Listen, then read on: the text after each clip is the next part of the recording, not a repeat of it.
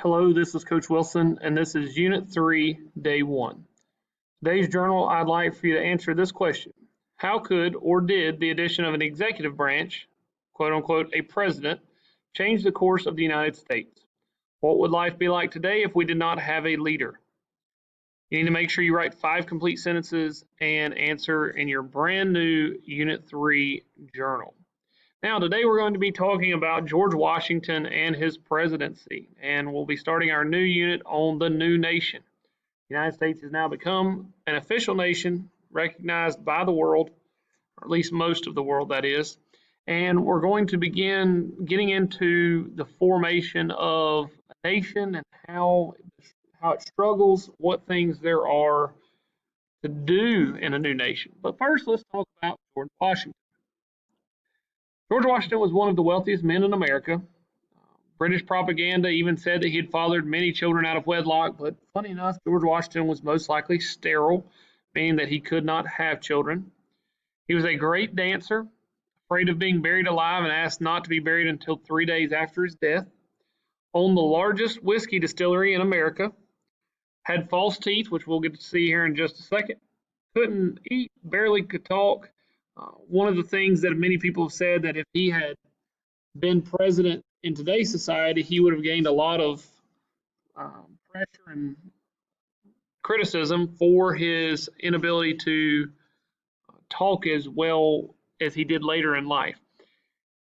Now, doesn't mean that he wasn't well loved and a great leader. It just means that he struggled because they didn't have the dentist practice in that time that they do today. Now they would have just given him a set of dentures and he'd have been on his way talking fine. One of the reasons his dentures struggled was because he was always cracking walnuts with his teeth. And this idea that I cannot tell a lie, which goes along with George Washington, many people have always heard that, was actually written in the 1800s to make Washington look good. He was about 6 feet tall, and he was about 200 pounds. Now, if you look in the top right, there's a picture of George Washington's last surviving intact set of dentures. And they were lead-based, fitted with human and cow teeth, and teeth made from elephant ivory, brass wires, steel springs. And you can see those. I believe they're in Mount Vernon. They were in Mount Vernon at one point, and then now they're at the Fort Worth Museum of Science and History. You can see Mount Vernon there on the left, still one of the most beautiful places that you can visit along the Potomac, and that's going to be right outside of Washington, D.C.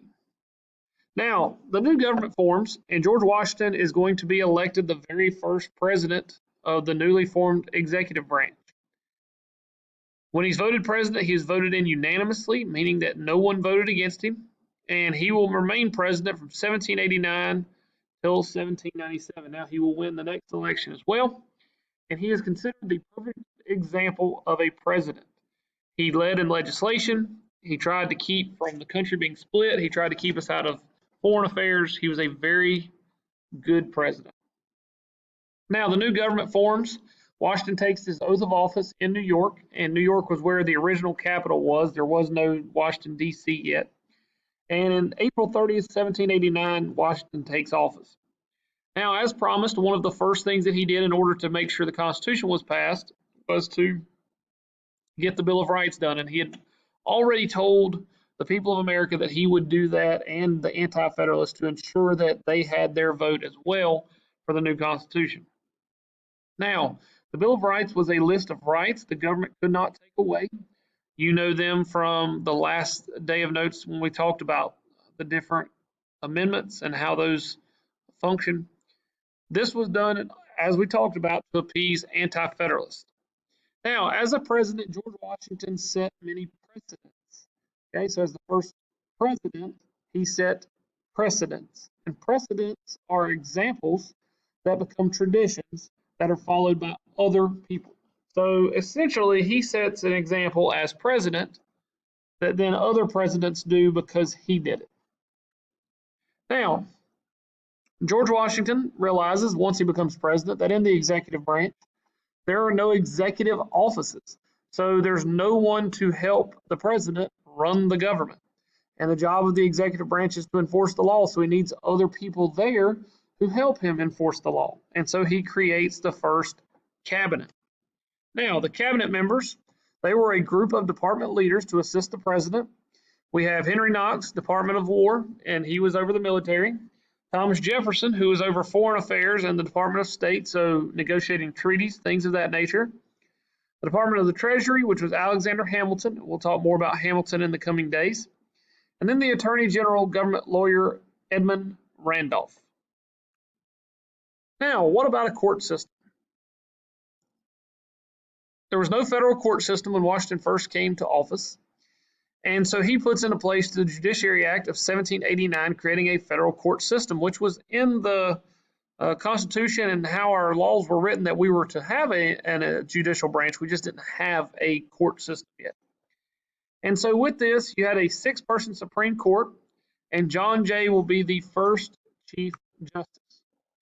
Now, we're also in quite a bit of debt following the American Revolution, and there's about $80 million worth of war debt, and there's not a whole lot of international respect because we're a brand new country. A lot of people in the world did not feel that the United States would continue. They didn't know, is this an experiment? Is England going to come back in and take rule? There's a lot of doubt.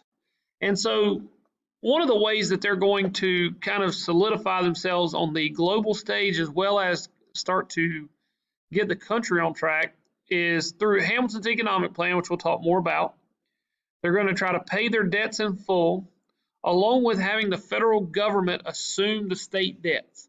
And so one thing that Hamilton realized that the United States needed is it needed to gain respect financially, especially with other countries. And the way you gain respect financially is to pay off debt. And so in order to pay off debt, you have to have debt.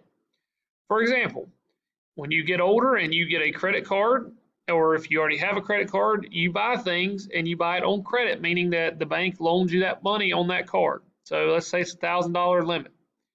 Well, you spend $500 of it. Well, you have a minimum payment each month that's due, and you continue to pay that payment or more until that credit card is paid back down to zero balance. It's the same way with government.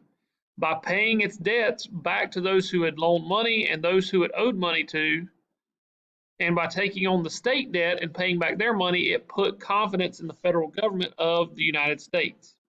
Okay? Now, one other way that the United States can begin to pay back the debt is through taxes. And there's no tax system at this point when the Constitution is written and the federal government is formed. And so there's no money to actually run the government. And as part of Hamilton's economic plan, an excise tax, which we'll talk more about as well, and a tariff are formed, which is a 25% tax on any imported goods from other nations. Now, some problems that exist, we do have the executive branch is going to have to enforce the law, and this was one of the big challenges of forming a new government. The Whiskey Rebellion, as we talked about, when Pennsylvania farmers refused to pay the tax on whiskey, and we'll talk more about that as well. And then Washington is going to be forced to send troops, showing that the U.S. will enforce the law. So one of the problems here is that the government begins trying to tax using the excise tax, and Washington is in a place here where he needs the country to get on board with obeying the law and obeying the government. The problem is you have all these people who are in this quote-unquote revolutionary spirit still and still want to act like they're in the middle of a war. And because of this, it brings the question, was he Mr. President or was he King George the First? Now, you will answer these questions. Make sure you get all 4 of them. And if you have any problems, please let me know. And then here are your 4 vocabulary words. Please let me know if you have any issues, and make sure you're keeping up with all of your stuff for Unit 1. And I will talk to you soon.